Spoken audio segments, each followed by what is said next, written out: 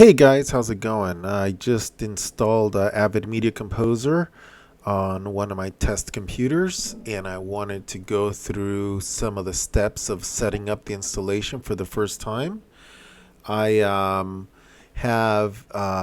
don't have a dongle, so I'm going to go in trial mode, and I'm going to. These are the options that the Avid Media Composer installer gives you. You can either do an electronic activation where it activates through the Avid Application Manager, a tool I will be showing to you later. Either the other option is a hardware key, which requires a physical dongle plugged into your computer, or trial mode, which is my favorite, for 30 days. Gives you 30 days to try out the software.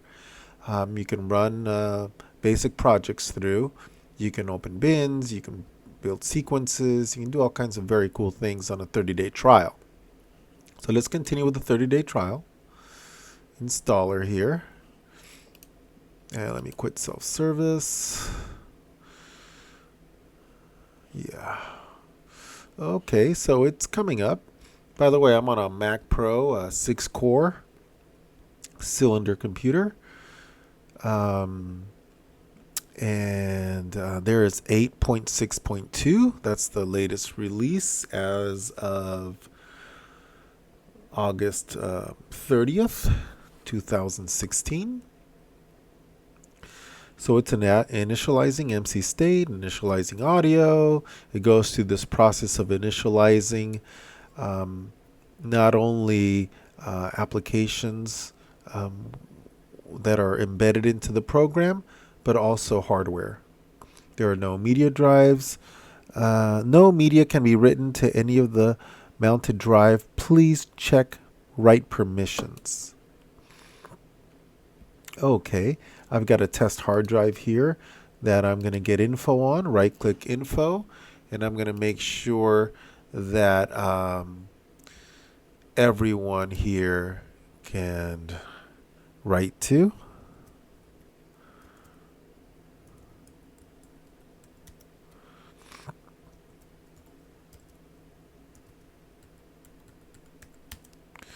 Oh, let me get this right. There we go. Okay. So just for the sake of this tutorial, I'm going to change everyone read write. Now I should be able to at least write something here. So this is our start project window. Things are a little different if you're coming from an older version of Media Composer, but that's what this is all about. Kind of give you an introduction to the new version of 8.6.2. Your user profile, administrator, you can have your project as private, shared, or external. And the differences from that is private, the folder structure lives on your computer under users, your user name, your documents folder. Inside the documents folder are the Avid projects. Under shared, you can put it into a shared folder inside of your internal hard drive. Your boot drive here has a user's shared folder. Under the private option, this first option, it was going to be under my user profile. The shared puts it in the shared, which means that it's not locked for anyone that logs onto the computer. Anyone can access the project. And my user settings, external, would be if you're working in a network shared environment, if you're on ISIS workspaces, on ISIS with shared workspaces, where you would have a workspace dedicated to your Avid projects. In that case, you would choose external and you would navigate to the shared network location on your system. But for the sake of this quick tutorial, we're going to keep it under shared. We're going to create a new project. We're going to call it test 1A. Here you choose your different formats. So on this version of 8.6.2, you've got Ultra HD. Let's take a look at some of these options here. I think a little zoom in helps us here, just to take a quick look at what we're dealing with here with this new version. Ultra HD 23976 progressive, Ultra HD 24, 25, 2997, 30, 50, 5994, Ultra HD, and 60. And at the same time, we've got all of our 2Ks. Look at that. These are definitely some things that we're going to have to start looking into. It really just depends on what footage you're working with, how it was shot. You want to usually try to, not usually, always want to try to match your project settings to the media that you're working with. Most of the footage that I'm working with still is 720p 5994 or 1080p 2397. This is still considered the mastering format at this point, but moving on to 4K resolutions is going to be interesting. I don't know how well that plays with other formats, mixing and matching, but that's something that we will investigate and we will practice with moving forward. So for now, let's go ahead and continue with 720-5994. Here are raster dimensions, the format, stereoscopic for 3D work is off. Manage presets, let's take a look at that. So you can add a managed preset. Oh, interesting. Okay, so let's call this test 1A. So we know we're dealing with presets for this project. We'll hit OK.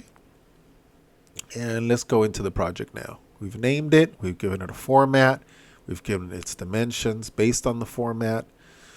Let's go ahead and take a look. Okay, so second window after we've selected our project tells us that the project is here, where it's going to be saved under the shared folder because we chose to be shared. We're not locking it as if it was private, and we're not using an external either. Let's hit OK. Got allergies today for some reason. All right, so let's go back to a view like this.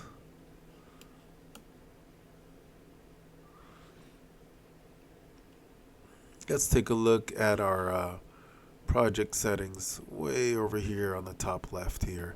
So what do we offered here? This is a new feature, fairly new, maybe 2 releases ago. It's your source browser, where this allows you to go into different areas of your hard drives, of your network, to navigate for media.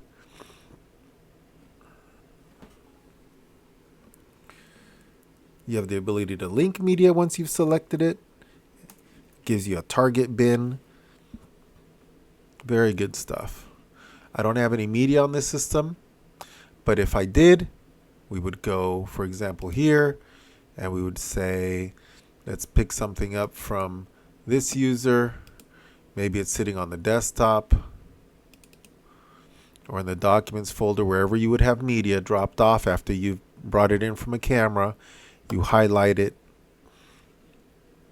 load the clips into the source monitor, or import, link or import. And then over here, you click link. Pretty cool stuff. Go back to the home folder, go up a tree, add or remove selected folder to favorites. Very cool stuff. All right. So we'll stop there. The next video we'll move into Avid system settings. We'll start looking through each one of these. Right now I just wanted to show you, how to first set up your project, bringing in a little bit about this new source browser. All right, guys, thanks for listening, and we will be in touch with our next video. Please continue to subscribe. Thank you.